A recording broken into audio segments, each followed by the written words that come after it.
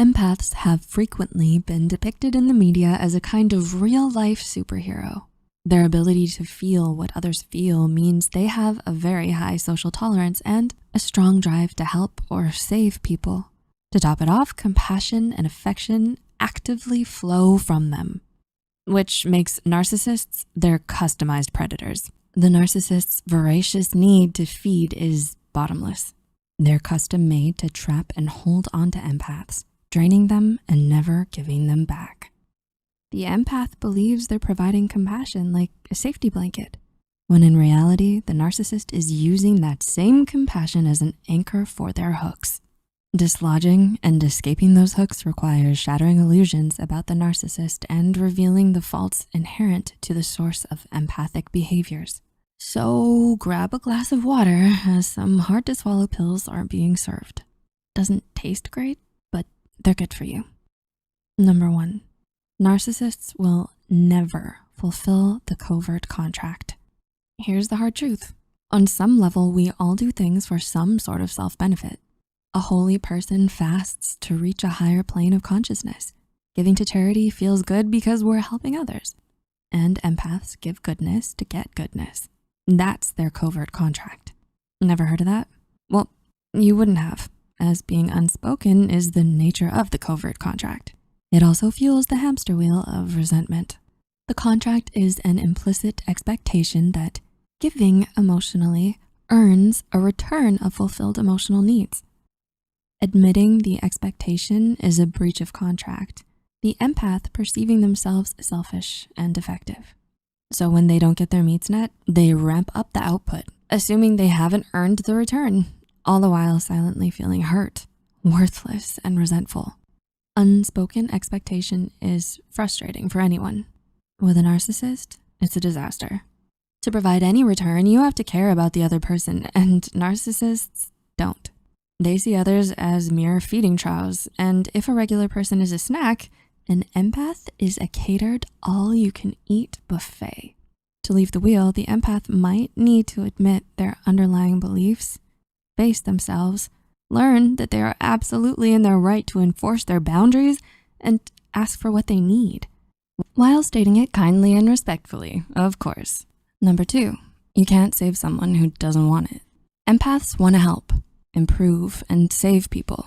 They think, I could really help them if which can work to an extent for many, but not with a narcissist. To accept help means you need assistance.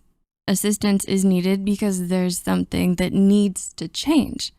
Changes are made because something could be better. If it can be better, that means it wasn't perfect before. It follows that accepting help about your behavior means accepting the idea that you could improve or change. Narcissists, by definition of their condition, believe themselves and constantly impress on others that they are idealized beings, so they don't need help. They don't need to fix what isn't broken. Lacking empathy, narcissists feel no issues in feeding off others for ego maintenance. They enjoy it. If they accepted help, they'd be double whammied. They'd have to stop feeding and they'd have to admit they need some fixing. The bitter pill is, you can't help someone who doesn't want to be helped. They won't fix something they don't see as broken. Solution? Take a healthy swallow of water and realize their delusion is not your problem. Number 3, emotions can't replace your brain. This is not simply a gut feeling. Gut feeling is often due to real evidence that is subconsciously picked up, but just isn't in clear detail. Empaths fall prey to emotional thinking. Emotional thinking is based completely off feeling, overriding logic, reason, and anything else presented, even if it's opposing hard, tangible evidence. This is a risk when emotions are your superpower. Sometimes they go rogue, making the person turn away from the facts. An example is when someone feels they're stupid, despite achieving average or higher than average grades or even a degree.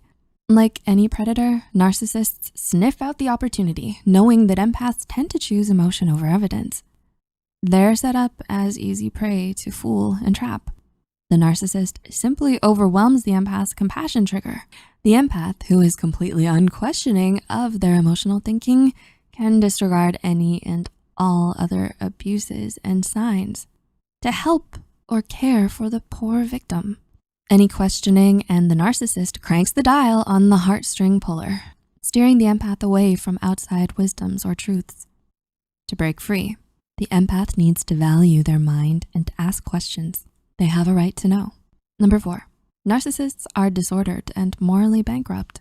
The definition of bankrupt is completely lacking in a particular quality or value. Thus, being morally bankrupt, narcissists can't be trusted to do what most people would do. Most people will have some level of predictability due to identifying with how others feel. For example, they won't lie to someone about their partner because it will hurt them or wreck their relationship. Narcissists, since they lack empathy, their emotions are centered around themselves. They feel superior and self-entitled to favorable treatment. How they choose to act depends only on personal gain, meaning they will lie to someone about their partner if it breaks them up, giving the narcissist a fresh ego-feeding supply. Unpredictability is cliffhanger-like, and it gets worse when they feel their supply pulling away or getting low. The empath gets clingier or more attentive, trying to anticipate which way the narcissist will go. Thus, the narcissist gets more attention and has reeled their supply back in. Compassionate benefit of the doubt is employed by the empath to disregard or hand-wave questionable behaviors. However, this needs to stop in order to confirm if they're being used. Questioning or calling them out cuts off their supply, threatens the narcissist's idealized image, and forces them to look at their own insecurities. They would now view the empath as useless, maybe even dangerous. They will leave them alone, and by doing this, the manipulation stops. Number 5, it's all a fantasy. It's not real. This is a twofold fantasy. On the first level, the narcissists live in their own fantasy world of overblown self-importance, where everything revolves around their idealized selves. The second level is the empaths allowing themselves to be fooled by the narcissist's fantasy. They're manipulated into focusing on saving the narcissist and believing they will receive love in return, neither which can nor will come true. The whole fantasy may be spun into a grand, tragic romance of soulmates seeking to complete each other, when in truth, it plays out more like a karmic lesson of this is exactly everything love is not. The empath has to, in order to escape, accept this disappointing truth and learn from it. Number 6, abuse means genuine love was never part of the picture. Love does not involve abuse. This isn't negotiable.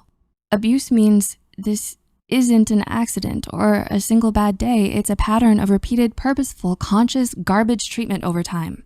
This also means that the fake affection can be from any type of constant interaction deemed a relationship.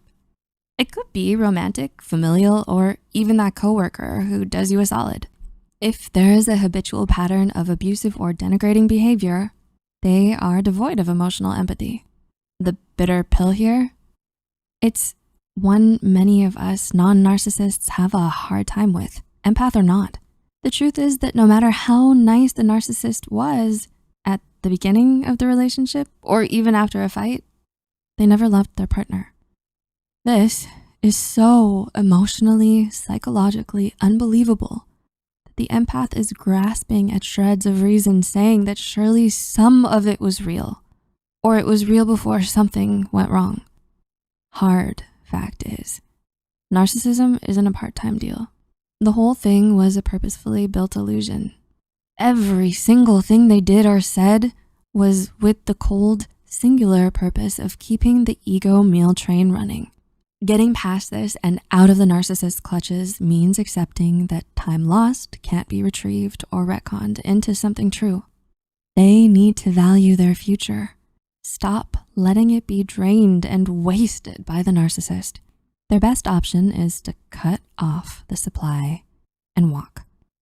We understand that if you're an empath, being in a similar situation or are currently in one, those 6 truths probably felt like dry swallowing horse pills, like taking bitter medicine or waxing, though the results of partaking have long-term beneficial effects. They're also necessary truths to truly accept in order to get out of the narcissist's tar pit. Did you resonate with or recognize any of these points? Lend and share your insights in the comments. We've thrown our rope of hope, and if it helps you or others, maybe you'll swing on to the next video. Thanks for watching.